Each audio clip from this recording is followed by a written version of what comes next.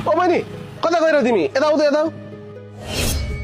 कस्तो खालको मान्छेहरू छ भने अस्ति नै उधार लिएर गएको अहिलेसम्म पैसा दिन आएन उसको साथीले यता आऊ न यता हजुर दाइ भन्नुहोस् न बहिनी तिमीसँग आएको थियो नि एउटा दिदी त्यतिखेर तिमीलाई पनि चिनेको थियो त्यही भएर मैले चाहिँ उधारो दिएको थिएँ नि याद छ तिमीलाई एक हप्ता जति अगाडि उहाँ कहाँ हुनुहुन्छ तपाईँले सरिता दिदीको कुरा गर्नुभएको हो सायद हो क्या अरे तिमीलाई पनि त थाहा छ होला नि कहाँ बस्नुहुन्छ उहाँ ए उहाँ दिदी त यहाँको चोकैको पहिलो घरमा बस्नुहुन्छ नि त अनि यसरी त हामीलाई गाह्रो हुन्छ नि त त्यत्रो अगाडि सामान लगेको एक हप्ताभन्दा अगाडि भइसक्यो सामानको पैसा तिर्नै आएन मान्छे मुख पनि देखाउन आएको छैन यस्तो गर्नु त गाह्रो हुन्छ तिमी सुई गएको छ के छ कसो छ भनेर सोध्नुपर्छ नि त बहिनी किन त्यस्तो गरे दाइ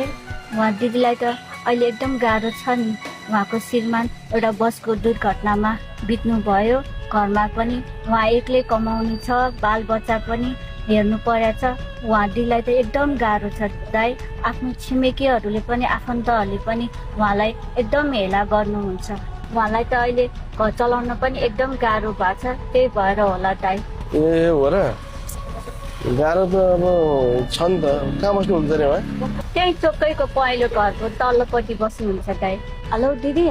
तपाईँलाई त्यो पसलले साउजीले सोध्दै हुनुहुन्थ्यो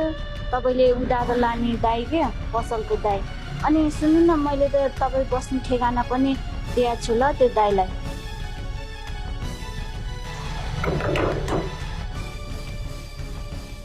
तपाईँको दिदी मनै हो नि तपाईँ त आउनु छोड्नुभयो मेरो पसलमा त्यही भएर मनै आएको तपाईँलाई खोज्दै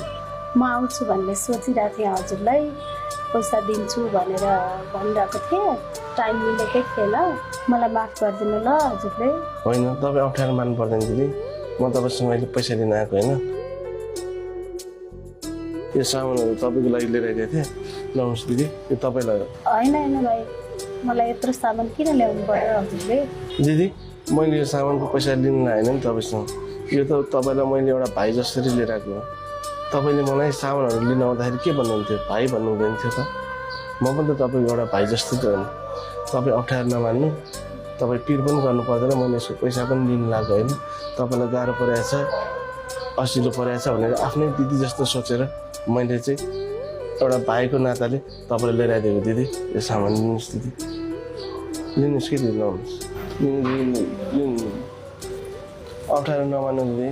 अनि दिदी तपाईँले केही चिन्ता लिनु पर्दैन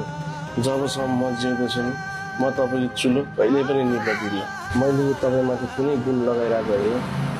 सायद अघिल्लो जन्ममा मैले कुनै ऋण तिर्नु थियो होला भगवान्ले यो जन्ममा मलाई तिर्ने अवसर दिनुभयो किन यसरी निराश हुनुभएको दिदी